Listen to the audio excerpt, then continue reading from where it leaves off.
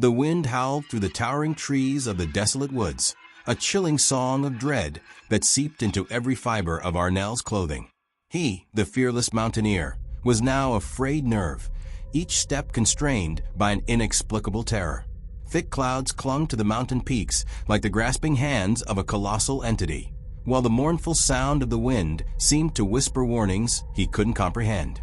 This place breathed with a strange presence, a dark aura unlike anything he had encountered on his previous expeditions.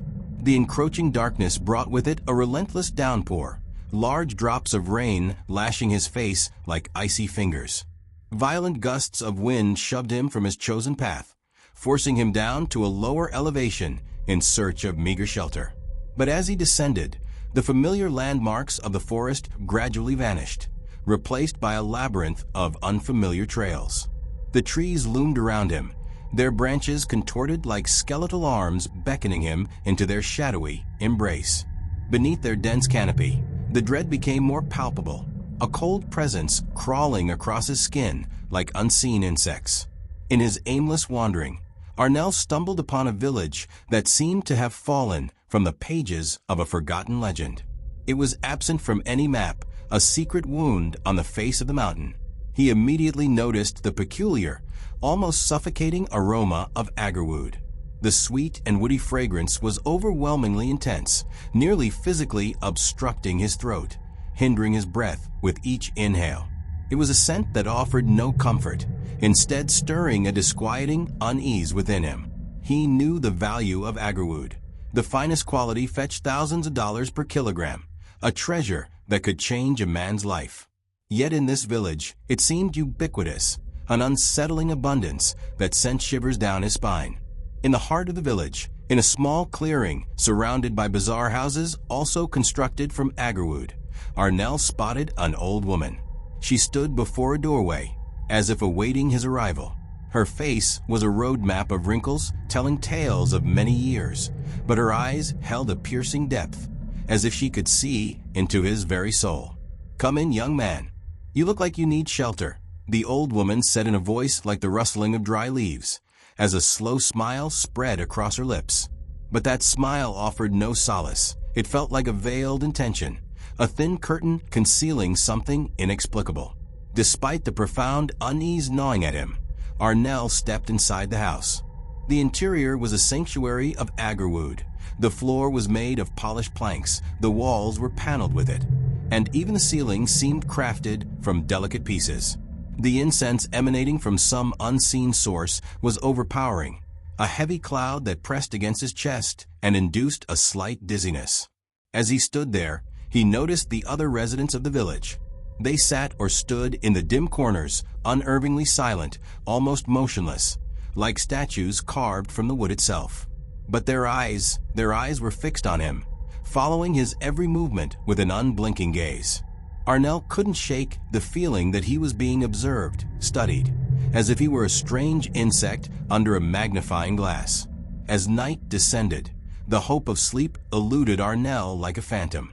The peculiar aroma of agarwood seemed to intensify in the darkness, clinging to his lungs and stirring a restless anxiety. Instead of silence, he repeatedly heard a slow, almost imperceptible rustling outside the window. Unable to bear the curiosity and the growing dread, he cautiously approached the window and peered into the gloom. There, under the pale moonlight filtering through the clouds, he saw a shadow, a human figure, yet not quite. Long, curved fangs glinted in its slightly open mouth. Its skin was ashen as if washed by the moon, and its eyes glowed with a terrifying crimson, like two burning embers in the darkness. Before Arnell could even process what he was seeing, the figure vanished abruptly into the night, leaving him in a cold sweat and a primal fear that coiled around his soul. The next morning, as Arnell examined himself in the dim light of dawn, he noticed a peculiar wound on his arm. It was small but deep, and the edges were slightly inflamed. He had no memory of how it had happened. He recalled no scrape or fall. But the shape was disturbingly familiar. It looked like a bite, with two small punctures resembling the marks of fangs. The fear intensified, and the decision to find a way out of this unsettling village became a desperate necessity. But as he attempted to flee, Arnell noticed a horrifying transformation in the residents. Their previous silent presence had been replaced by a feverish alertness. Their smiles, once enigmatic, were now twisted into something sinister, revealing slightly elongated teeth. Their movements had become animalistic, their bodies subtly hunched, their crimson eyes fixated on him as if he were a delectable prey. The old woman, now standing in the center of the clearing, let out a chilling cackle that echoed through the village. In his desperate flight through the dense agarwood forest, Arnell heard their cries and laughter keeping pace with his frantic steps. The sound seemed to emanate from every direction, enveloping him like a suffocating blanket. The agarwood trees themselves seemed to come alive, their gnarled branches reaching out like grasping claws, hindering his escape. The peculiar aroma had become overpowering, almost toxic, making each breath a struggle. Finally, in the midst of his panicked run, he stumbled upon a shallow ravine, a desperate chance for salvation. Without hesitation, he leaped, hoping to escape the terrifying village and its inhabitants. But as he fell, instead of the solid ground, he felt a cold, almost paralyzing gust of air embrace him, like the hands of an unseen entity pulling him down. First chilling twist. As Arnell plummeted, his vision blurred. When it gradually cleared, he didn't see the forest floor rushing towards him. Instead, he found himself inside a large pit, the walls constructed from stacked agarwood. The entire pit reeked with the intense aroma, and in its center, he saw a massive mound of the finest quality agarwood he had ever laid eyes on, enough wealth to make a king. And there, standing beside the mound, was the old woman, her smile now a full-blown, terrifying grin. "Welcome to our secret, Arnell," she said in a voice now laced with malevolence. "This agarwood, it is why we are here, and you will be the next to guard it." It was then that Arnell understood the first horrifying truth. The village wasn't just a place of simple dwellers. It was a cult, a secret society, guarding an unimaginable treasure of agarwood, and their methods of keeping their secret were far more sinister than his worst nightmares. The bite, it hadn't been from an animal. Second, even more terrifying twist. Before Arnell could react, the other residents emerged from the shadows of the pit. Their crimson eyes blazed with hunger, and their slightly elongated teeth had fully extended into terrifying fangs. Their thirst wasn't just for the agarwood. "The agarwood is precious," the old woman hissed, her gaze locking onto Arnell with a predatory gleam. "But the blood of an outsider, that is what sustains our power. That is what keeps us alive."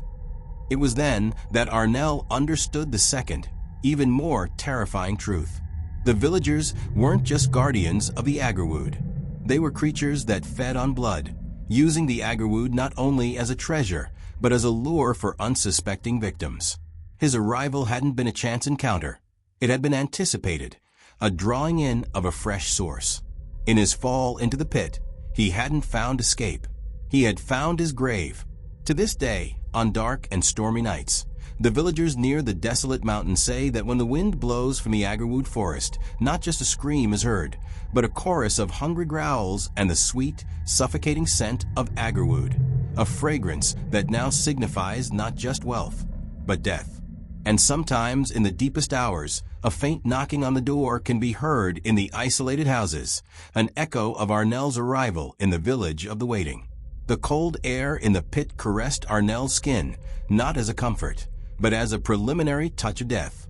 The old woman, now possessing a visage more demonic than human, approached him. Her eyes blazed with a primal thirst, and her slightly elongated teeth had fully extended into wickedly sharp fangs, ready to tear into his flesh. The other residents advanced, their bodies slightly hunched, their lips peeled back in silent snarls, like starved animals circling their prey. "Welcome to our feast, Arnell." The old woman's voice was now a guttural whisper, thick with malice and triumph. "Your blood will strengthen our lineage." Arnell tried to scramble backward, but his spine slammed against the cold, hard wall of the agarwood pit. The overpowering aroma was almost debilitating, filling his head with a nauseating dizziness. The mound of agarwood in the center of the pit seemed to gleam with an unholy light, its immense value now a terrifying mockery of his impending demise. The old woman extended a long, gnarled claw from her hand, its tip glinting in the faint light filtering from the top of the pit. The other creatures followed suit, their fangs bared, their eyes fixated on his neck. Arnell felt a pure, unadulterated terror course through his veins, a paralyzing dread that nearly stopped his heart. But amidst his desperation, a desperate idea sparked in his mind. The Agarwood, it was their treasure, the source of their secret. It might also be his only chance. In a swift, desperate move, Arnell lunged forward, not to fight, but to reach the mound of Agarwood. Despite the startled growls from the creatures, he began to kick and shove the large pieces of wood toward them. The intense fragrance that erupted from the broken would seem to have a peculiar effect on the beings. They recoiled slightly, their crimson eyes blinking as if in pain. "What are you doing?" the old woman shrieked in fury, but there was a tremor of alarm in her voice.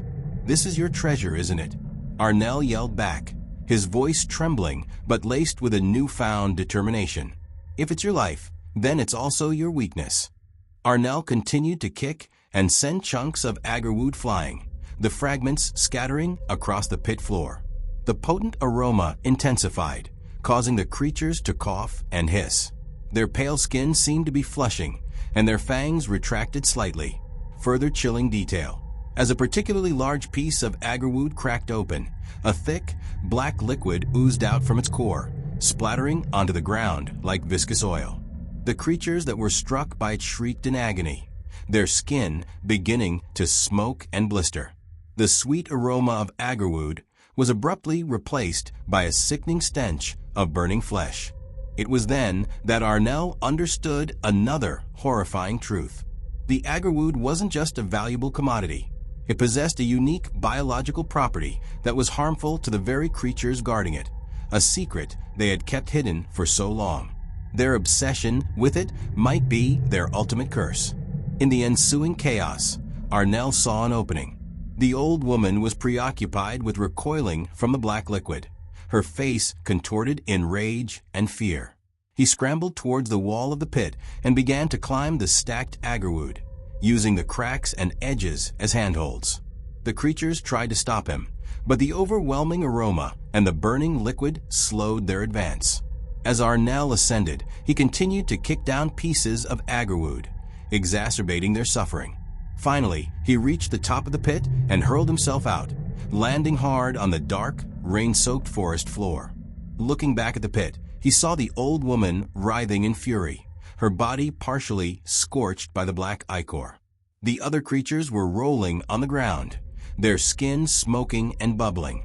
Arnell ran as fast as his legs could carry him, the acrid smell of burning flesh mingling with the cloying sweetness of Agarwood in the air.